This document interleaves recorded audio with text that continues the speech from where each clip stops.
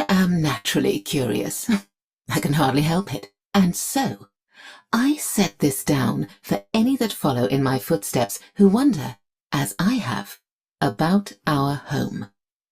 Today, Duviri is a mere scattering of islands, set about the palace as if they had spilled forth from it, but in the dawning time when the kingdom was new, it was a kingdom worthy of the name. From horizon to horizon lay island after island, each one different, bearing distinctive colour and life.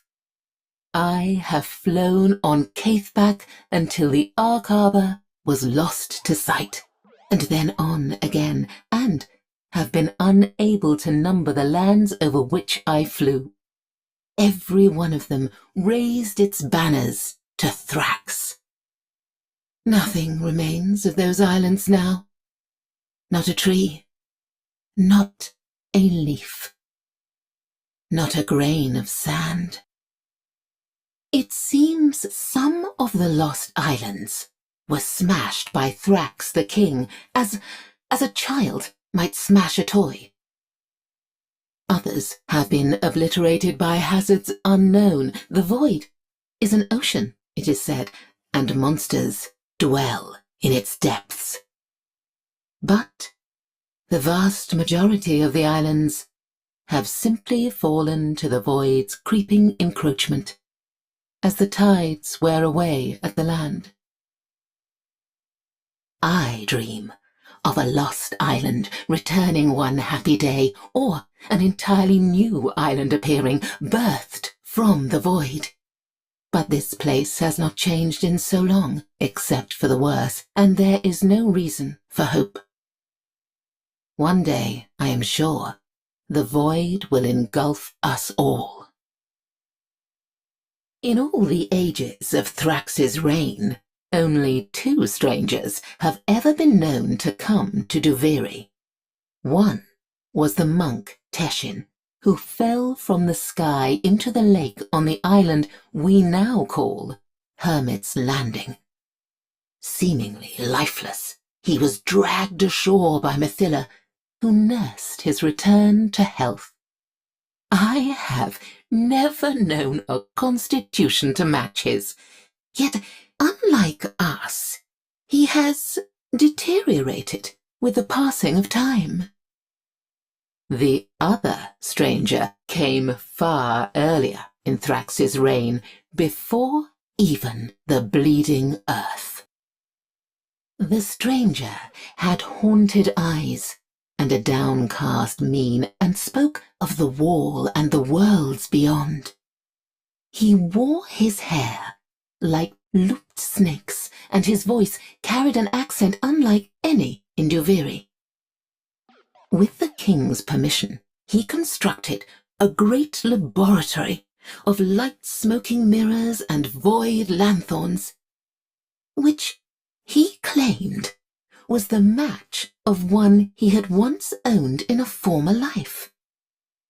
The island where it stood was known as Scholar's Landing.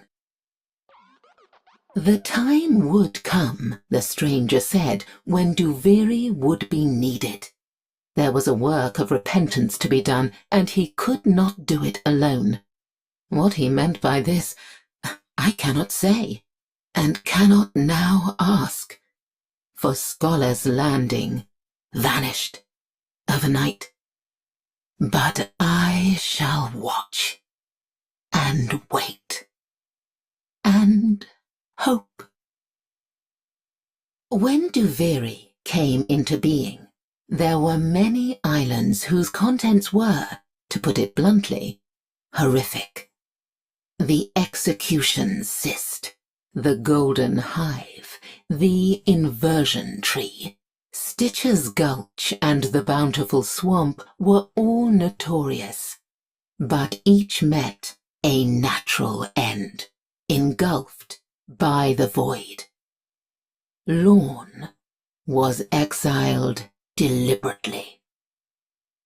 The island of Lorn was a desolate, bleak outcrop where ghosts would scream accusations against anyone who came close enough to hear.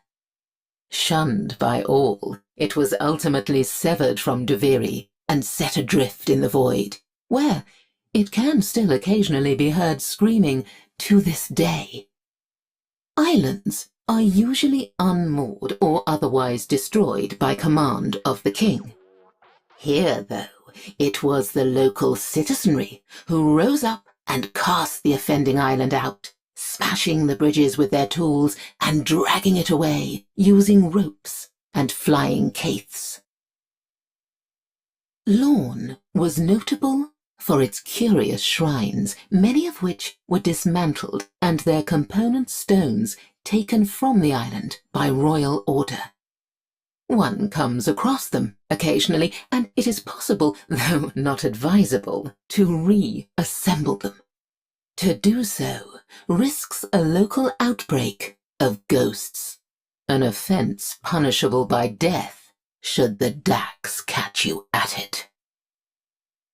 The island of Manipura was Duviri's vineyard. The Calaventi merchant sisterhood had villas there. Their tenant farmers raised succulent grapes to be turned into wine, which was taken as a tribute to be shared among the Dax. Tribute Day was a great celebration in the Dax barracks, as the veiled Yaskotai would pour bowl after bowl of wine. Comrades would show old wounds and tell tall tales of how they were come by, and old songs would be sung late into the night. The Calaventi were proud. They considered themselves reflections of the true Orokin, and though they bent the knee to Thrax, they did not respect him. With his changeable moods and his short stature, Thrax was, they whispered, merely an upstart, an imitator.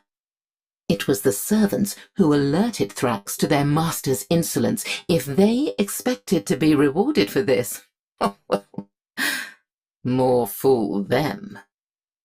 A terrible Oroworm was sent to, and I quote, trample the Calaventi sisterhood as they trample their grapes. With no warning, the Oroworm burst through the island from beneath, shattering it to fragments. If the Dax of Duviri resent the loss of their wine tribute, they know better than to speak of it. For Lake Verula to be lost and forgotten is a lasting bitterness to me. There was a time when it was Duviri's festival spot. On the anniversary of Thrax's coronation, the citizenry would build ceremonial floating islands. On these, they would drift, sing, play music, and light fragrant lanterns in honor of Thrax. Attracted by the music, the rainbow eels would rise from the lake bed, poke their iridescent heads above the water, and sing. Lucinia had a school of them that followed her across the lake and floundered on the shore when she disembarked, as if they yearned to remain with her. We could not know that down on the lake bed a portal to the Undercroft had formed. Predatory creatures writhed in. They were golden, slender, with massive fanged bivalve maws. And they were ravenous. They devoured the rainbow eels, and then they devoured each other until only a handful were left. Lake Verula had no more magic after that. Thrax ordered the lake drained, but the golden moors merely burrowed into Duviri's crust, where to this day they can sometimes be found plundering our pools. The island was called Cornucopia for its fecundity. The soil, dark and rich, yielded tubers and greens that shimmered with life. Wagons laden with tribute would go tottering up to the palace in procession. All this was, of course, the will of the king, for what is a kingdom without its peasants? Thus had he created the islands, and thus they remained, day after indolent day. Then, on a morning like any other, Farmer Hovral drove his spade into the earth and brought up blood. Blood welled up from the gash like crimson oil. As Hovral looked on, stupefied, the rivulet reached the road and began to pool. The shocked cries of other farmers rang out as their furrows too began to fill with blood. The stuff was dark, almost black. It had a heavy metallic odor suffused with grave spices. One venturesome soul tasted it. His eyes instantly became pitch orbs, his voice a smoky whisper. Panic ensued. The judgment of Dominus Thrax. The Dax came swiftly, the roads were barricaded, and cornucopia was isolated from Duviri. Later that day, a great orreworm shattered the bridges. The island was set adrift, inhabitants and all. Oh. The last sight I had of them was a row of wide-eyed, pleading faces watching me steadily as they vanished into the void. In the splendid lands on this side of the wall lives happy Mathila, and she has 2 children. She also had a husband in her yesterdays. When I have attempted to talk to her about him, she has simply frozen, like a rat before a snake. His name was Garmy, and he was keeper of the Seraglass Lighthouse on Watcher's Island. The lighthouse served no true purpose, yet he kept its lamp burning, beaming out into the void as if to call travellers home. Now, before his death, Garmy confided in me that he felt his role was important. He was keeping it at bay. Void storms were not unknown in Duviri, but the storm I shall speak of was unlike others. It hung in a red veil across the sky. There was a great sound like tearing metal, and all at once a pelting rain fell. Not water, but broken metal chains in lengths and coils and great rattling whip strands. The falling chains shattered roofs and windows, slashed through screaming livestock, and maimed the fools who had not come in from the streets. I found Garmy's log in the toppled ruin of the lighthouse. With admirable presence of mind, he describes a form steadily approaching out of the void. A monstrous hand, possessed of only 3 fingers and a thumb. With the lighthouse gone, Watcher's Island crumbled, and was gone too within 3 spirals. Garmy has no grave nor memorial, as if he had never lived. But I remember, and so I record. How I loved the Galleria! It was an island of simple beauty, where white statues rose out of the ground as if they had grown there. They were classical in their features, masked in due propriety, each bearing an instrument or an emblem of their craft. I gave them names. The scribe, the scryer, the shawsonist. On days when the mist of Thrax's sorrow hung among the marble columns, a sober chill seemed to drape the Galleria.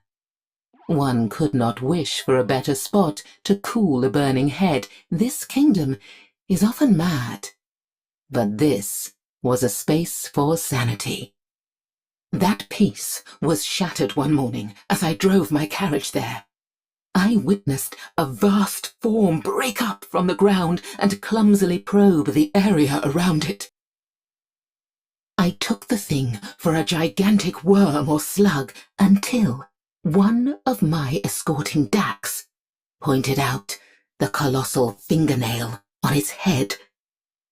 We turned on our heel and made for the palace, where I gave Dominus Thrax the best account I could of what I had seen.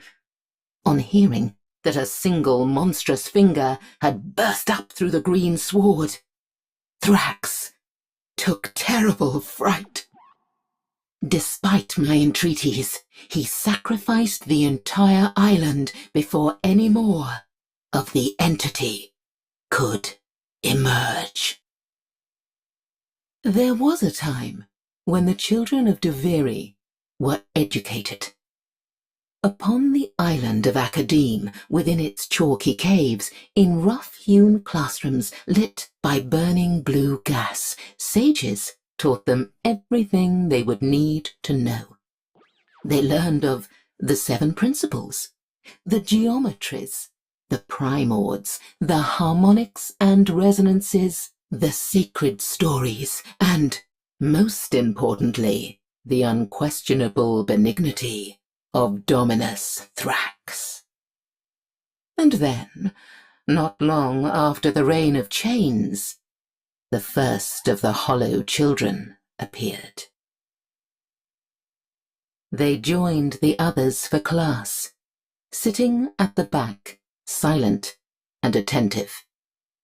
Their eyes were a deep and lustrous black, their mouths fixed in a constant grin. None of the sages saw them enter or leave.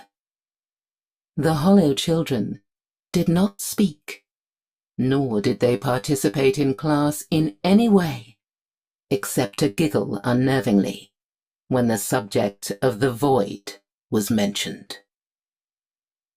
When adults came to collect their children, they noticed an additional oddity. Among the Hollow Children were exact duplicates of themselves when they were younger. Each day there were more of them. Thrax ordered the island destroyed, but when Loden descended from the sky to ravage it, the aura worm found it had broken free of its own accord. Thrax did not give the order to pursue.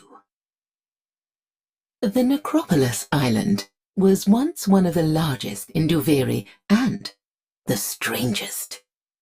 It appeared to be a sprawling burial ground littered with gravestones, wooden crosses, sarcophagi, and ornate tombs.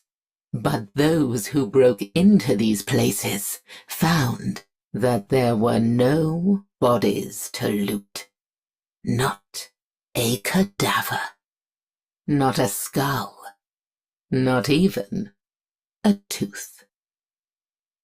Instead, each coffin contained a simulacrum of the human form in various stages of decay.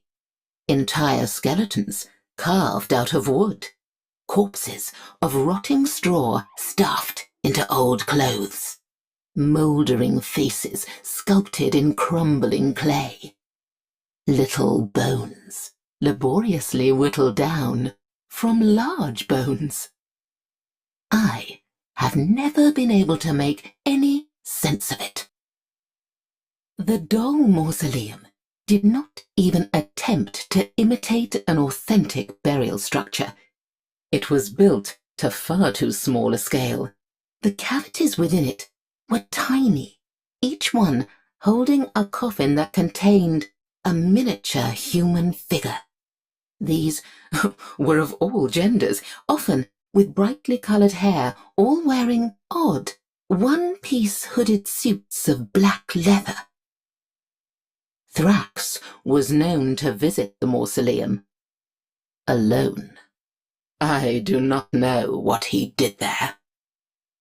Now, the place is lost to the void, a mystery that shall remain so forever. Isn't that maddening?